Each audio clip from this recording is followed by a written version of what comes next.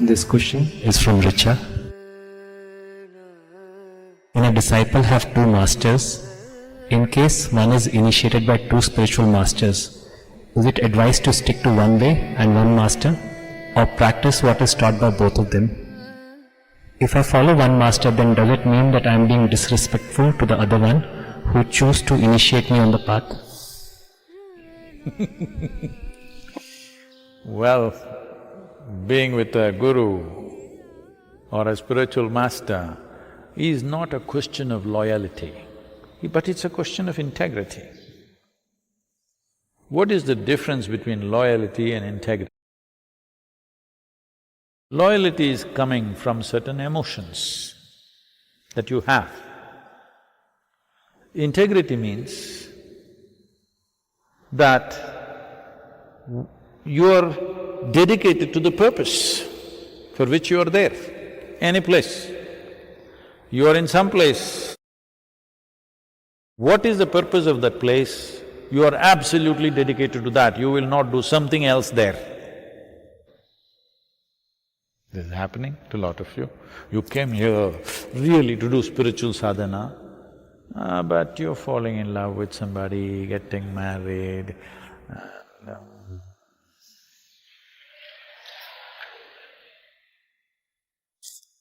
all this happening. Something will happen. Either you'll get headache or you'll get backache, or you will get a worm in your head, or your heart pulsates like that. So many things will happen. Like, you don't understand that deviating from what is the purpose for which you are there is just a question of lack of integrity. Does it mean to say I should not do any of these things? Well, you must make a conscious decision, that's why you have come, to build a life around a spiritual center. Okay with me? I'm not expecting everybody totally on fire. But you came here with fire and then compromised. That's a little bit of adjusting integrity. Loyalty is a different thing. Loyalty is not needed in this affair. So, whoever you are, if you are here and you've gone somewhere and you're struggling, please don't struggle, just dump me. And wherever you are, just do that.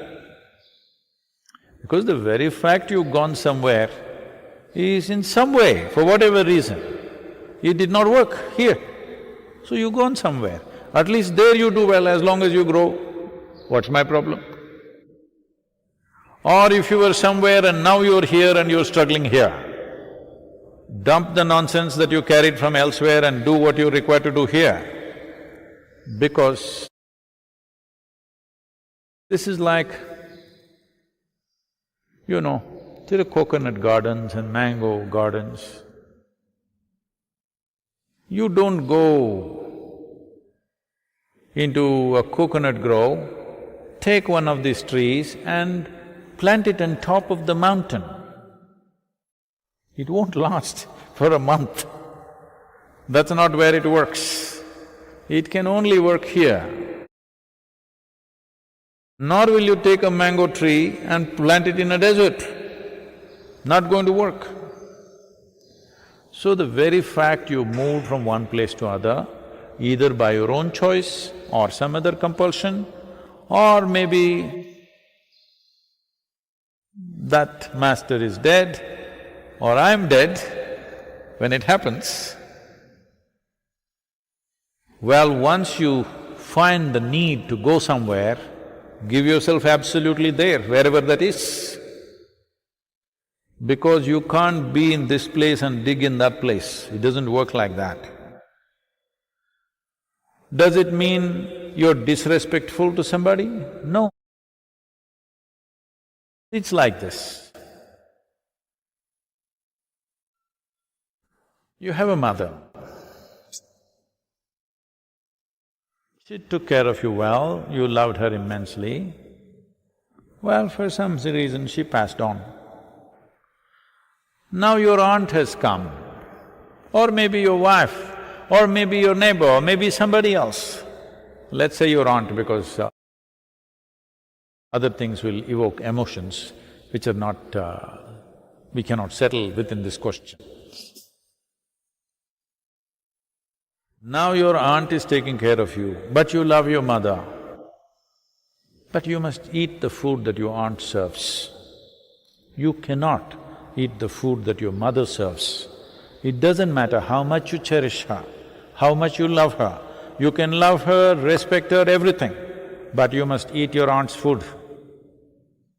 Otherwise you will not be nourished. As simple as that. So if you've gone from here somewhere else, long distance, it's very easy to love me. Yes, yeah, very easy to love me long distance. Close up, it's big trouble. You can sit there and love me and have regard and respect for me so that your conscience will be settled. Because I want it settled quickly, because this is not a very long life, it's a brief life. Handling all this rubbish, when will you get there? Settle it quickly, I have no issue. You can love me or hate me both ways, I have no issue, but settle it somehow. And focus on what you need to do. But if you come from elsewhere to here, the same thing goes. You can have as much love and respect for anybody you want. I would say have that for just about everybody in the world. I've been telling you, if you walk on the street, because I've seen people doing this, they'll be going like this. Suddenly somebody say, hey, Sadhguru, Sadhguru.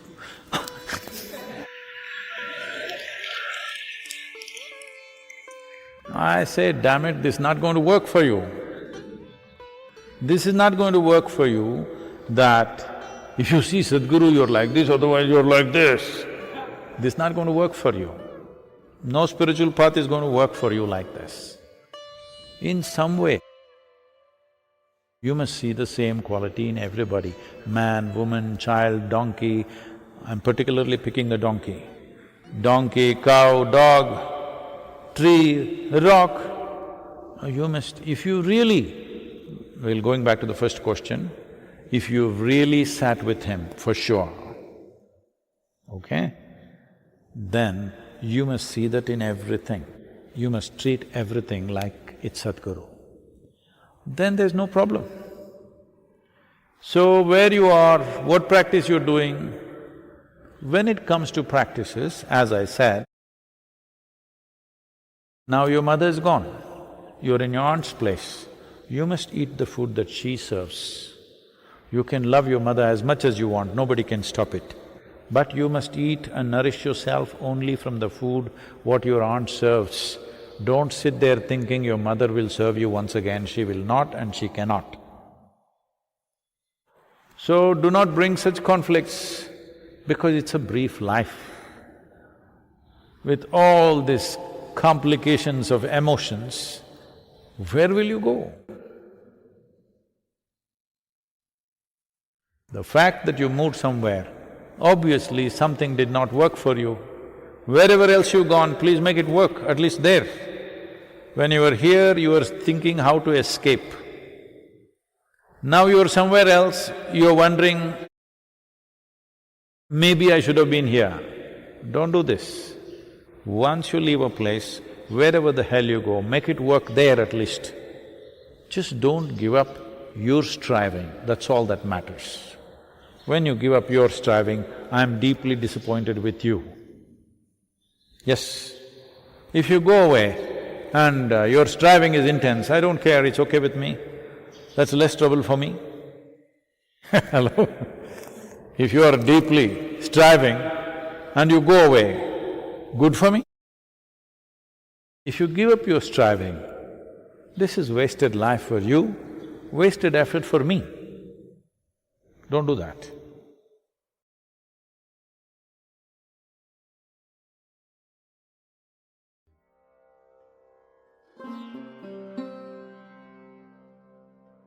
It's in everybody's mind here. We all want to do so many things in each one of our sectors. You would like to produce another 100 films. And each one of us would like to do, saying there's so much possibility. And we think we have done all of these.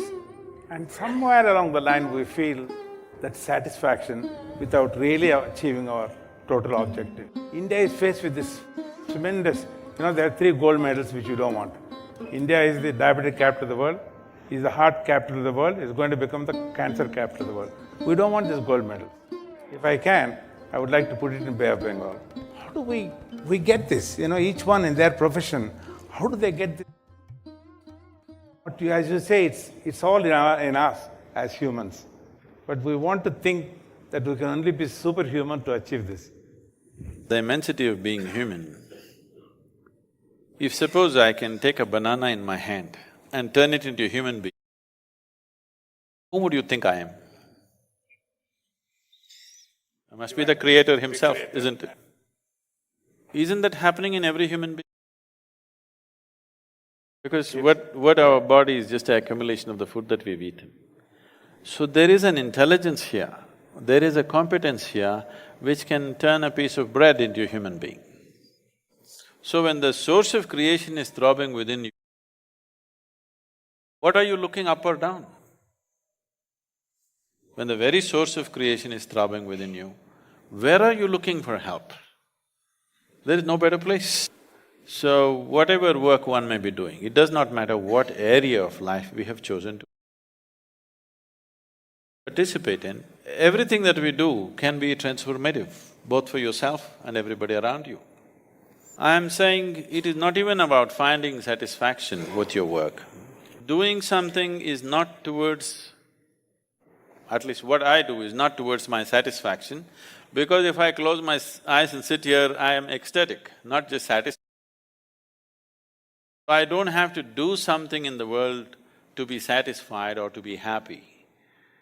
It is just that there are things that need to be done in the world which have not been done, unfortunately, particularly in our country. So many things that we should do have not been done.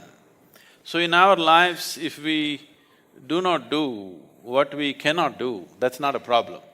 But in our lives, if we do not do what we can do, we are a disastrous life. My effort is to see that nobody turns into a disaster, that everybody does what he can do in his life. I must say, you've been abroad and traveled so many days, and you landed here yesterday. If you had done this, all of us would say, I have a jet lag, let me take a day off, let me take 2 days off. Here you are, coming with, something phenomenal, which we now try to understand, saying this is a capacity that you have brought in and bringing this change. And since you're talking worldwide, you have an impact wanting to change the world and bring that better environment all over. I hope that formula is there, prescription for that, because you have that extraordinary capacity of expression, extraordinary perception, and to be able to express this. My mission is to make this ordinary. It's extraordinary because a lot of people have denied themselves the possibility of knowing the immensity of being. This is not about being superhuman, this is about realizing that being human is super. So if every human being realizes what it means to be human, I would not be extraordinary, I want to be normal. I want to live in a world where I will be perceived as normal, not as extraordinary is also another word for it is a freako, isn't it? Somebody can say, he's a freako, he's a freak happening. I am not a freak happening, every human being is capable of this. It is just that they're identifying with their limitations, they're not identifying with the possibility of the immensity of being human, where they're always referring to human as a limitation, as a compulsion, not as a liberation. If you are moving towards liberation, you will experience many levels of freedom. Right now, what you call as myself, for most human beings, is a bundle of compulsions. that they can only be like this, they can only do this, they can only do that, any number of limitations. Unfortunately, they're beginning to decorate their limitations, which is a… This is how I am. This is not how you are. As a human being, you can be any way you want. This is the freedom that nature has given you. If you were born as a dog or a cat or a tiger or an elephant, that is how you are. Once you're human, you can be any way you want. This is the beauty of being human. See, let's say a tiger is born. Tiger is not sitting and worrying itself how to be a good tiger. If it just eats well, it'll become a good tiger. It just has to find food. It is never feeling insecure about its tigerness.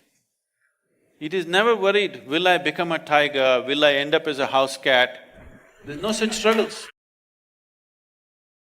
But you are born as a human being. How many things you have to do to become a good human being? After doing all that, you don't know where you belong still.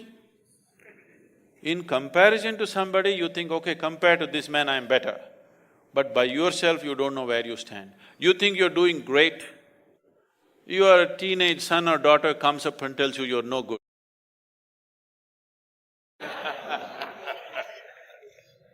What is human is only one end fixed, the other end wide open, in terms of human consciousness.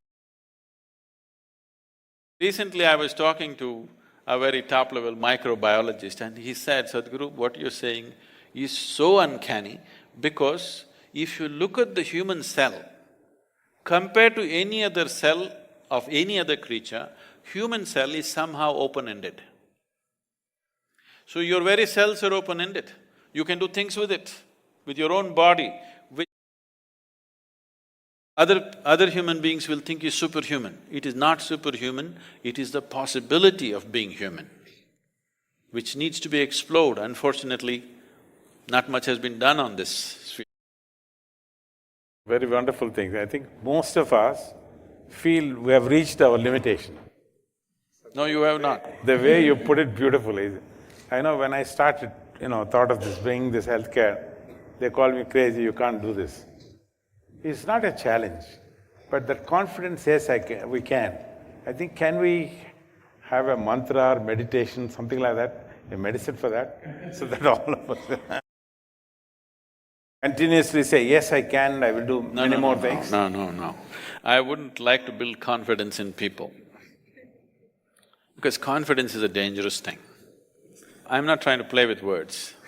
I want you to, understand this. What is needed for humanity is clarity of perception. Where clarity is missing, people try to substitute confidence for clarity. Confidence without clarity is a disastrous. Suppose you want to cross the street. If your vision is clear, you see things clearly and cross. But if you're very confident, there are a lot of people on the street who are very confident, they simply cross. They're surviving because of… by sheer chance or because of the compassion of the drivers. What we need in the world is not confidence, we need clarity. This is one thing that our education systems have completely failed to address, how to enhance human perception. Because only what you perceive you know, rest is just imagination. So I'm confident about something means, I don't know what it is, but I'm just going to do it and it may work. If on a busy highway, if you just… whatever your favorite slogan is, Jai Sri Ram or Hail Mary or Allahu Akbar, you shout and run across the highway, you may make… God save us. Because just by sheer chance you may make it, or as I said, the drivers may be a little compassionate. But if you try every day, we know where to pick you up. So what we need is not confidence, we need clarity in the world. Enhancing your perception is what is needed. If you're able to perceive something that other people could not see, that is what makes you an entrepreneur, that is what makes you a leader, that is what gives you the necessary edge in the world. So perception, enhancing perception is the whole dimension of yoga. When I utter the word yoga, because today most of the yoga that people have known in this country also unfortunately is a rebound from the American coast. Yes, very unfortunate. Lot of people are beginning to think yoga was invented by Madonna.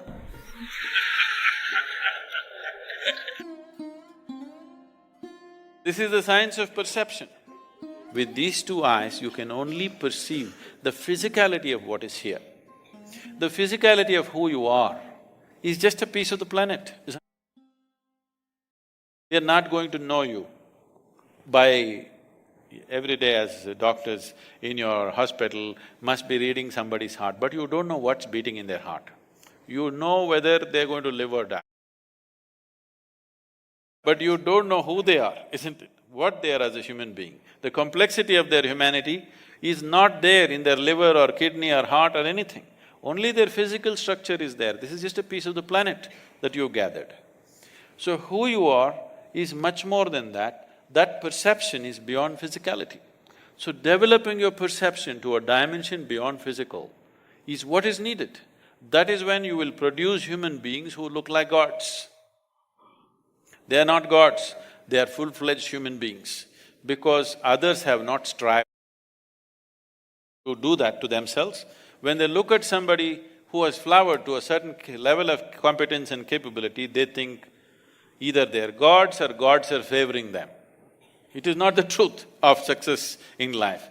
Somebody is successful because he's perceived something that others missed. So wonderful, Sadhguruji. I know everybody in the beautiful auditorium here, and the thousands of people who are watching live on the internet, they all want to know, is there a prescription for good health? Spirituality, yoga, meditation? Because I have seen, some of the impossible things that you have done for other people when they were not well.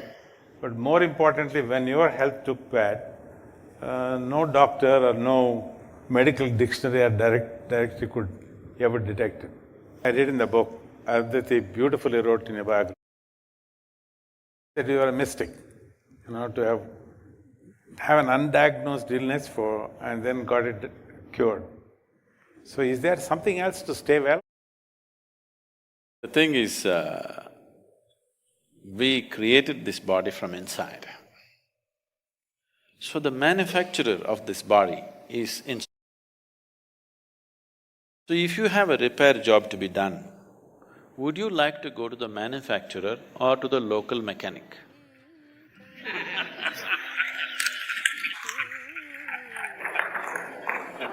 If you had excess, you would like to go to the manufacturer. If you lost excess, you will go to the local tinker to do this and that. I'm not trying to belittle medical science by saying this. If there was no medical science as it is, I would say even half the people would be dead by now, here in this audience. Yes, because the average life expectancy of an Indian in 1947 was 28 years. Today it has risen to 64. One important factor is medical science the way it is. So I am not trying to belittle or make fun of medical. It is very significant. What has been achieved in the last 30 to 40 years is phenomenal. The question is just this: if you had access to the source of that which creates this body, definitely every problem that you generate within the body could be handled. Now there are two kinds of ailments, infectious and chronic.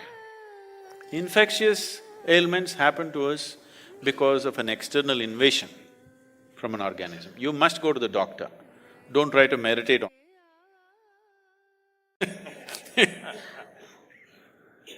But 70% of the ailments on the planet are self-created. I am saying self-created because it happened from within you. So what is happening from within you can be very easily fixed.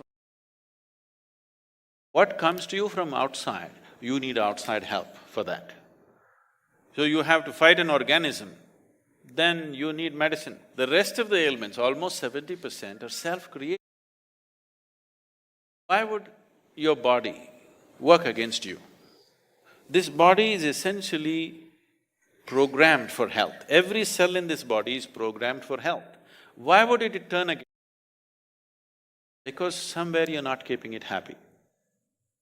To put it in a very simple language, why would your own family turn against you? Somewhere they're not happy with you, isn't it? Yes or no? They're not happy with you with something that you're doing. So similarly, some cells in the body, some parts of your body are not happy with you for some reason. You must pay a little more attention. There is a way, a systematic way of paying attention to this one, because everything in this body was created from. When it is so, can't it fix from within? So this is not a miracle. I want people to understand this is not a miracle. What is a miracle is, suppose you did not know what is electricity. I came here and I just press that part of the wall and lights come on. Who do you think I am? Suppose, 1,000 years ago, if I had a cell phone, I could just pull out the cell phone and talk to somebody in America, you would think I'm God. So what is a miracle is that which you do not understand, that which is not fitting into your logical perception seems miraculous to you. As your logic evolves, so many things which were miracles 100 years ago are normal things in our day-to-day life today, isn't it? Isn't it so? So it is not a miracle, it's just a deeper understanding of your own, the way you're constructed. So this is something that we need to pay attention to.